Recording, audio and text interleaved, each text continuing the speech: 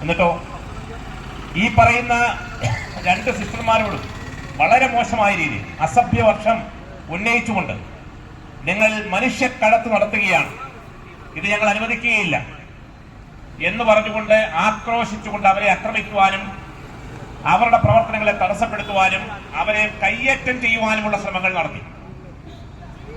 അവർ പറഞ്ഞു, ഈ പറയുന്ന രണ്ട് യുവതികളും അവരുടെ സ്വയം ആവശ്യപ്രകാരമാണ് വന്നത്, ഞങ്ങൾ ആരെയും നിർബന്ധിച്ചില്ല, നിങ്ങൾ അവരോട് ചോദിക്കുക.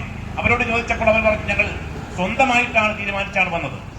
അവരുടെ ബാഗിൽ നിന്നും ബൈബിൾ എടുക്കുന്നു, ബൈബിൾ എന്ന് പറയുന്ന ആ വിശുദ്ധ പുസ്തകം വലിച്ചെറിയുന്നു. എന്നിട്ട് ആക്രോശിക്കുകയാണ്. ഈ സിസ്റ്റർമാരോട് പറയുകയാണ്, മുഖമടിച്ച് വേണമെങ്കിൽ ഞങ്ങൾ പൊളിക്കും. ആരോടാണ് പറയുന്നത്? സുവിശേഷ പ്രവർത്തനങ്ങൾ നടത്തുന്ന, കാരുണ്യ പ്രവർത്തനങ്ങൾ നടത്തുന്ന, ഈ രാജ്യത്തെന്നല്ല ലോകത്ത് ആകമാനമുള്ള എല്ലാ മനുഷ്യരും കാരുണ്യത്തോടുകൂടി കാണുന്ന ഈ പറയുന്ന സിസ്റ്റേഴ്സിന്റെ മുഖം അടിച്ചു പൊളിക്കും എന്ന് പറയുവാൻ ഈ ബജറംഗ് ദളിന്റെ